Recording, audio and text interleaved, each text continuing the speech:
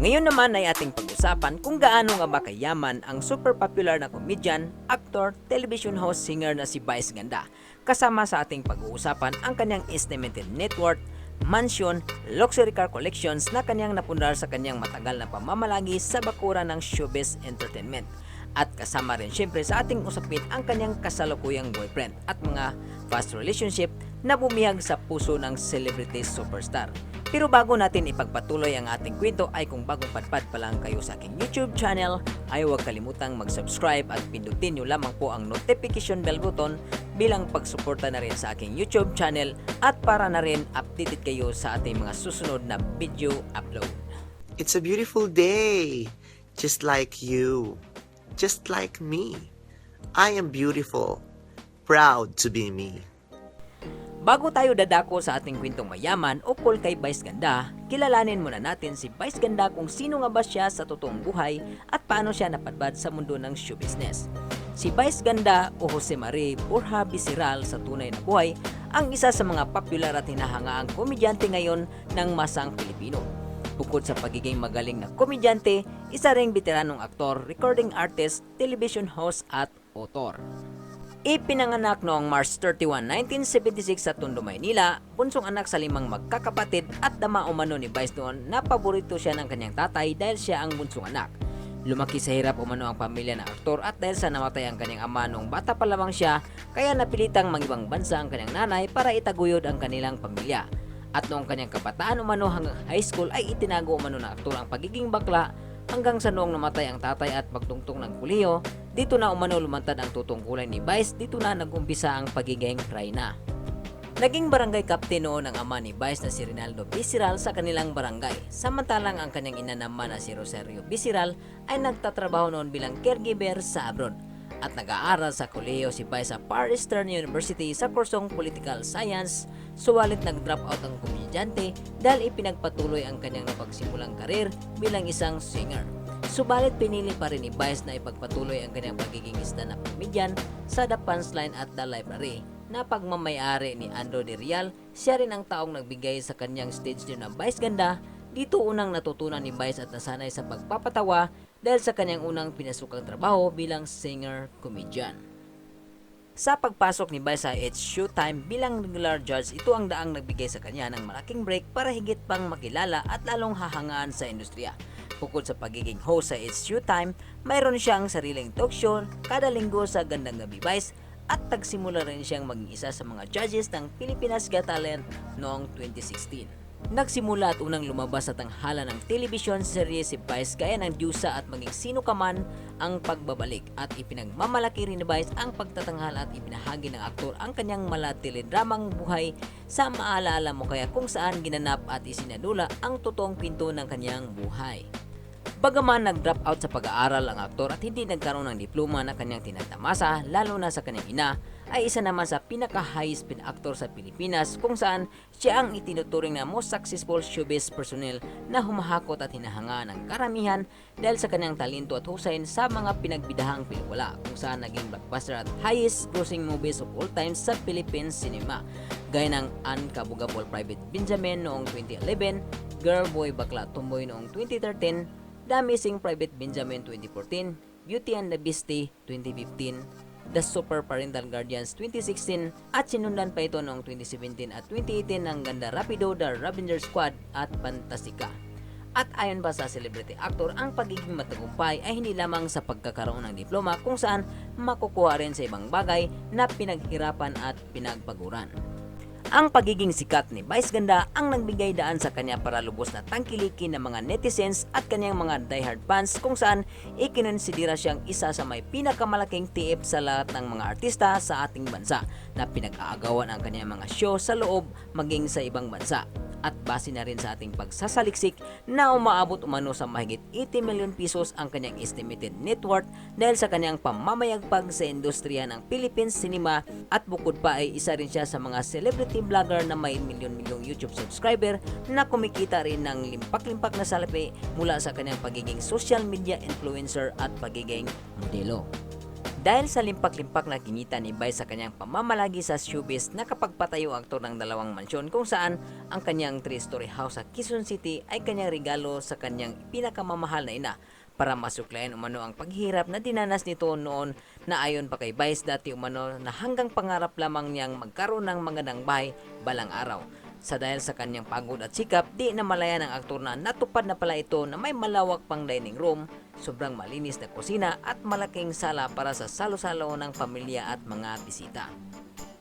Lubos ring ipinagmamalaki ni Vice ang kanyang bagong gawang Mala Hotel na bahay kung saan kanyang ibinida sa kanyang YouTube vlogs kasama ang kanyang mga malapit na kaibigan para i-house tour ito at may picture sa kanyang vlogs sa YouTube na may pamagat na My New Ballers Part 1 and Part 2. Sa puntong iyon, ibinahagi ng aktor ang tema ng kanyang bahay at disenyo kung sino ang nasa likod ng industrial house design at nag-take over sa house project ng aktor at nag-ayos ng kanyang bonggang bahay na may lawak na 1,300 square meter. Binili umano ito ni Vice ang lupa 6 years ago para sa kanyang lolo, subalit namatay ito kaya nakatingga ito ng ilang taon bago naisipan ng aktor na patayuan ng mansyon na malilipatan. Feature rin sa bahay na ito ang mga makabagong materyales na in-order pa ni Vice sa ibang bansa at may sarili pang elevator na ipinapagawa para sa kanyang nanay.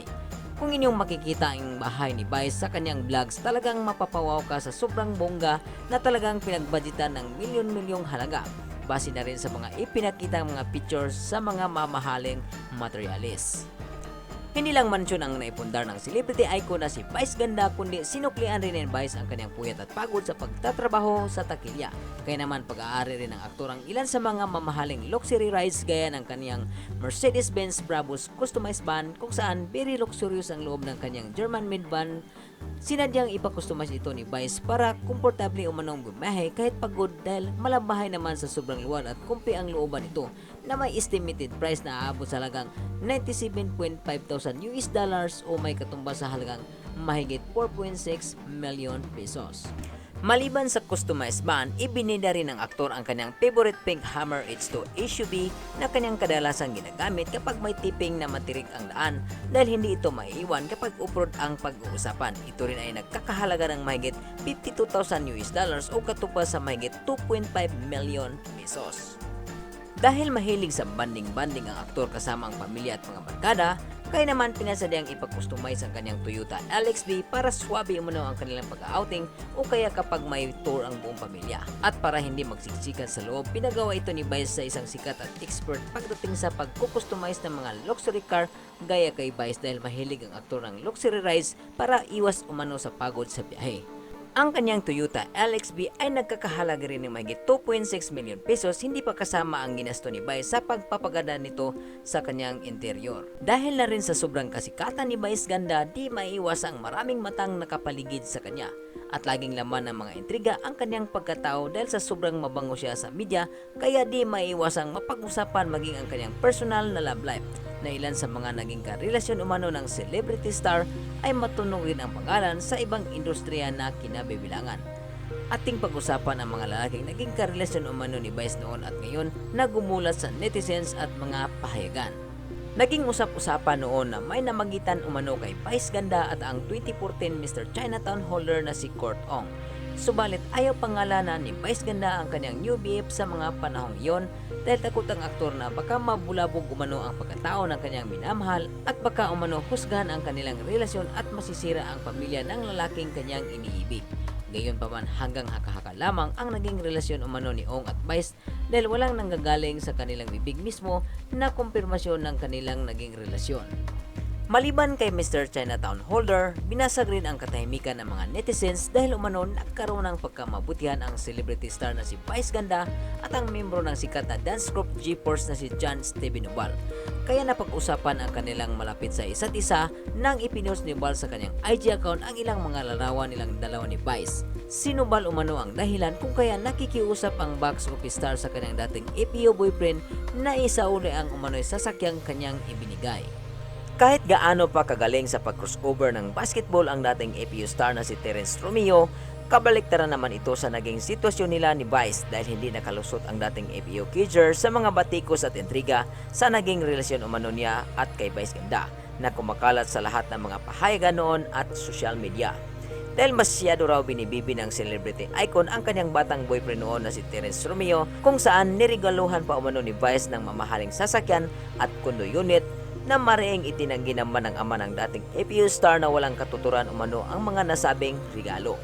Nagkaroon ng gusot at apektado noon ang pamilya ni Romeo dahil sa isyong lumabas na may relasyon di umano siya at ang TV host, at naging bangungot rin ito sa showbiz career ni Vice dahil siya lagi ang laman ng intriga sa mga panahong iyon, at hindi rin mabanggit ni Vice at maamin sa publiko kung si Romeo nga ba talaga ang kanyang pinatatamaan noon sa kanyang mga madamdaming IG post na tapos na ang kanilang ugnayan. Malamang si Romeo kaya ang ex na kanyang pinakiusapan na isauli ang sasakyang kanyang ibinigay? Tanging ang TV host lamang ang makakasagot sa tanong na ito. Maliban kay Terence Romeo, isa pang APU star player noon ang laman rin ng usap-usapan noon na boyfriend di umano ni Vice ganda, ang dating UAP MVP na si RR Garcia. Bago umano naging si Vice at Terence, una-una pang magkaroon ng intriga si Vice at si RR Garcia.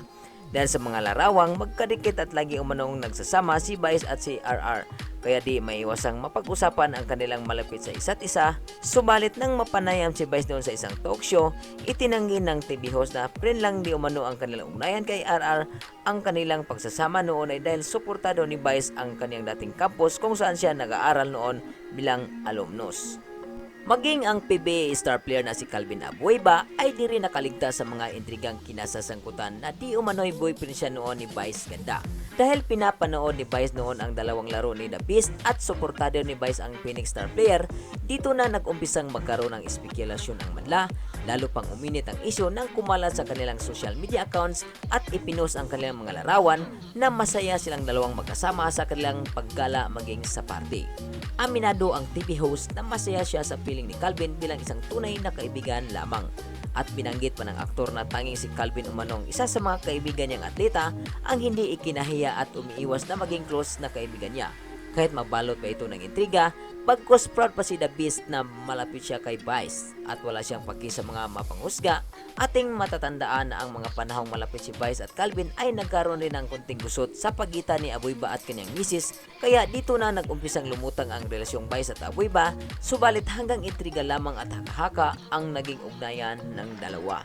Kung dati ay itinatago ni Vice ang identity ng kanyang mga naging boyfriend at ayaw niyang ipagkalat sa publiko ang tunay na pangalan, ito ang kanyang paraan noon para hindi umano mahusgahan at mabulabog ang katahimikan. Ngayon ay proud na proud ang TV host comedian at kanya pang pinagsigawan sa buong mundo ang kanilang relasyon ni Ayon Perez.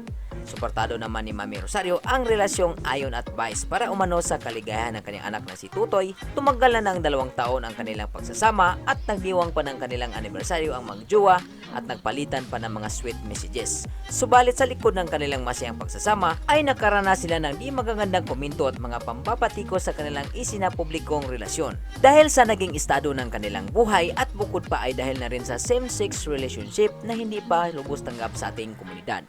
Dahil sa mga naranasan nilang pagsubok at pang-judge sa kanilang relasyon, ito ang dahilan ng lubos nilang pagmamahalan na wala nang makakapigil pa. At para patunayan umano nilang dalawa na mali ang pang-judge ng mga tao, patunay nito ay gusto ni Ayon Perez na pakasala na ang TV host comedian para matigil na ang umano'y pambabatikos nilang dalawa.